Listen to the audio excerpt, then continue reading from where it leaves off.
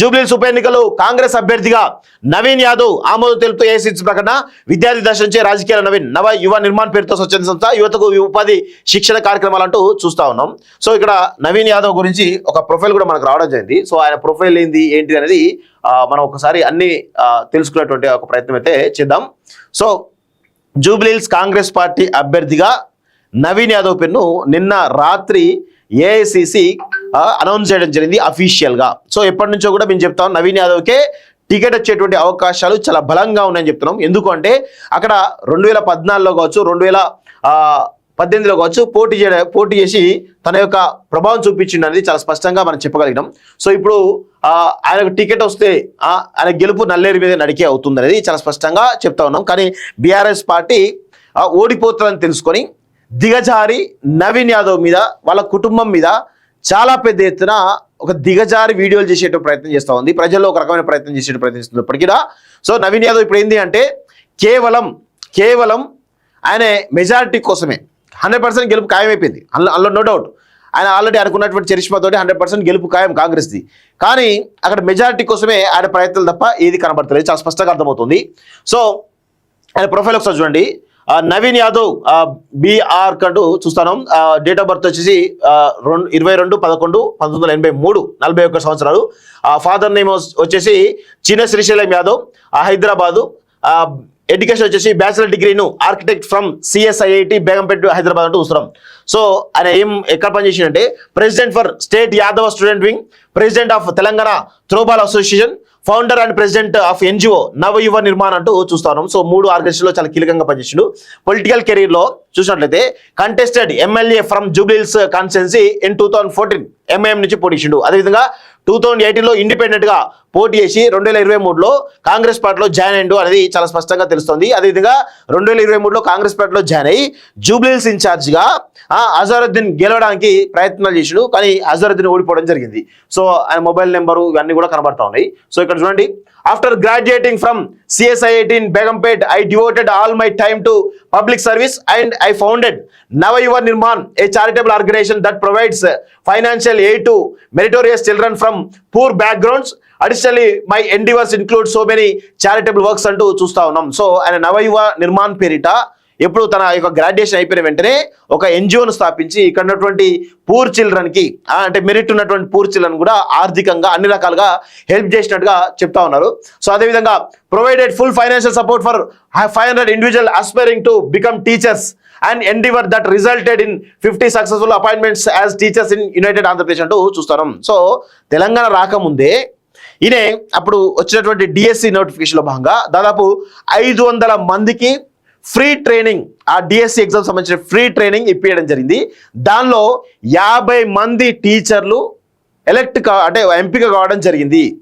So అప్పుడే అంటే 2014 ముందే తెలంగాణ రాకముందే ఆయన చాలా పెద్ద ఎత్తున పనిచేసి ఉండేది చాలా స్పష్టంగా తెలుసు సొసైటీ కోసం. Extended financial support to the constable exam training facilitating aspiring candidates in achieving their career goals అంటూ చూస్తాం. అంటే ఒకవైపు గవర్నమెంట్ టీచర్లతో పాటు ఇటు కానిస్టేబుల్ కావడం కూడా వాళ్ళ ట్రైనింగ్ కోసం అని చెప్పేసి కూడా ఆయన చాలా సపోర్ట్ చేసినట్టుగా చూస్తా ఉన్నాం. Working as the president of the Telangana throwball association promoting sports and youth engagement అంటూ చూస్తాం. సో అంటే ఆయన త్రోబాల్ అసోసియేషన్ ప్రెసిడెంట్గా ఉన్నప్పుడు కొంత ఎంకరేజ్ చేసిండు స్పోర్ట్స్ అనేది చాలా స్పష్టంగా అర్థమవుతుంది. Supported talented sports persons to pursue sports such as wrestling which is the pride and heritage of India. Wrestling అంటే జనరల్గా పైలాన్స్ అంటారు కదా. సో నాకు తెలిసి రెజ్లింగ్ కూడా దాని కిందకి వస్తాయేమో. I always had a strong viewpoint on societal issues at a personal level and tried to solve many issues as well. Okay, being a strong believer of the secular state, we organize all the festival celebrations together with everyone, thereby promoting communal harmony in the constituency అంటూ చూస్తా ఉన్నాం. So అనేక రకాలుగా నిన్న recent చేసినటువంటి ఈయన సామూహిక శ్రీమంతాలు కావచ్చు, లేకపోతే ఫెస్టివల్స్ కావచ్చు, లేకపోతే రంజాన్ సంబంధించి కావచ్చు, అన్ని వాటికి సంబంధించిన ప్రమోట్ చేస్తూ ఇక్కడ ఇది ఒక సెక్యులర్ స్టేట్ అంటూ కూడా ఆయన చాలా రకాల కార్యక్రమాలు చేసినట్టుగా తెలుస్తుంది. పీరీలు, sports.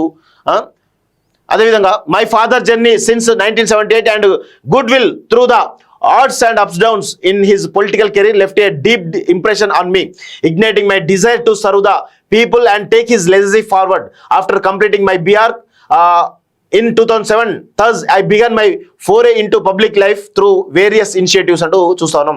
In 2009, I made my entry into active politics at the age of 25 by joining MM party. Within a year of my entry into the MM party, established my name within the party with my valuable contribution అంటూ చూస్తాం. So ఈ విధంగా అనే ఒక journey అయితే కనబడుతున్నట్టు చూస్తాను. My commitment to public service and party caught the eye of Mr. Asaduddin Owaisi, president of the MM party, who was impressed by my work and offered me an ML ticket from Jubilees constituency అంటూ చూస్తాను. అంటే 2009లో ఎంఎంలో join అయిన తర్వాత 2014లో MM ticket ఇవ్వడం జరిగింది. ఇక్కడ దాదాపు 40,000కు పైగా ఓట్లు సంపాదించుకున్నాడు అనేది చాలా స్పష్టంగా మనం చెప్పగలం. అప్పుడే చాలా చిన్న వయసులోనే దాదాపు 2014 అంటే 25 సంవత్సరాల వయసులోనే పోటీ చేసిన వెంటనే 40,000 సంపాదించుకునే ఆనాడు ఒక యువకుడు అన్ని ఓట్లు సంపాదించడం అనేది ఒక చర్చ చాలా బాగా జరిగింది. So in 2014, at the age of 30, contested as an MLA candidate in the prestigious Jubilees constituency. My candidacy secured the second position with 41,656 votes, outperforming the Congress candidates but losing by a margin of 9,000 votes to the candidate of the TDP BJP alliance, who later joined the TRS party. I was the youngest contestant in the fray. Subsequently, my political journey turned to independent candidacy in the same constituency due to lack of party support and an internal alliance between BRS and MM. Despite a brief 10-day campaign, I garnered 18,856 votes in the electoral contest, which is a record voting for an independent candidate in the Hyderabad city అంటూ చూస్తున్నాం. So అప్పుడు BRS MM party alliance వల్ల ఆనాడు MM నుంచి పోటీ చేయలేకుండా నేను direct ఇండిపెండెంట్గా పోటీ చేయడం జరిగింది. సో అప్పుడు నాకు ఇండిపెండెంట్గా దాదాపు 9 రోజుల ప్రచార సమయంలో 18,000 ఓట్లు రావడం జరిగింది అంటూ కూడా చూస్తాం. ఇది 2014లో టీడీపీ బీజేపీ అలయన్స్లో మాగంటి గోపినాథ్కు 50,000 ఓట్లు వస్తే ఎంఐఎం ద్వారా వచ్చినటువంటి 41 అంటే దాదాపు 9,000 ఓట్లతో ఓడిపోవడం జరిగింది. ఆ విశ్వవర్ధన్ రెడ్డికి 33,000 రావడం జరిగింది. టీఆర్ఎస్ క్యాండిడేట్కు 18,000 రావడం జరిగింది. సో ఇక్కడ టీఆర్ఎస్ ఎంఎం జాయింట్ క్యాండిడేట్కు 68,000 వస్తే విశ్వవర్ధన్ రెడ్డికి 52,000 వచ్చినాయి, నవీన్ యాదవ్కు 18,000 వచ్చినాయి. సో మంచి 12% ఓట్ బ్యాంకు, ఇక్కడ 25% ఓట్ బ్యాంకు. సో ఇప్పుడు ఆయన విషయం ఏంటంటే చాలా సింపుల్గా గెలిచేస్తాడు నవీన్ యాదవ్, చాలా సింపుల్గా గెలవడానికి అవకాశం అయితే ఉంది. సో ఐ కంటిన్యూ టు ఇదంతా కూడా చూస్తా ఉన్నాం. సో ఆయనకు సంబంధించినటువంటి జర్నీ అంతా కూడా చాలా స్పష్టంగా కనబడుతుంది. ఆయన మళ్ళీ అజరుద్దీన్కు కంప్లీట్గా పనిచేసే విషయం చెప్తా ఉన్నాడు. So I have tirelessly worked towards securing a winnowing mandate in Jubilees and also influencing the near by constituencies with in the limited time we were able to give good fight, losing by only 15,000 votes, which is the lowest in the Twin Cities అంటూ చూస్తా ఉన్నాం.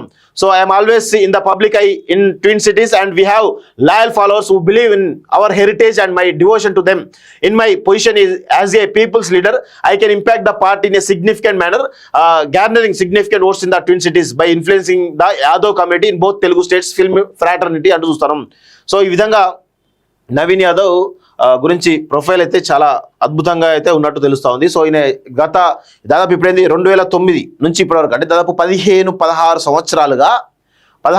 సంవత్సరాలుగా జూబ్లీస్ కాన్స్టిట్యున్సీలో తిరుగుతూ ఉన్నటువంటి వ్యక్తిగా ఆయనకు అనేక పరిచయాలు ఉన్నాయి. కాబట్టి ఆయన గెలుపు అనేది నల్లేరు మీద నడకగా కనబడతా ఉన్నట్టు చాలా స్పష్టంగా అర్థమవుతుంది. సో 100% ఆయన ఓన్లీ కేవలం గెలుపు కోసం మాత్రమే, అంటే గెలవడం అయిపోయింది, మెజారిటీ కోసం మాత్రమే ఆయన ఉన్నట్టు తెలుస్తూ ఉంది.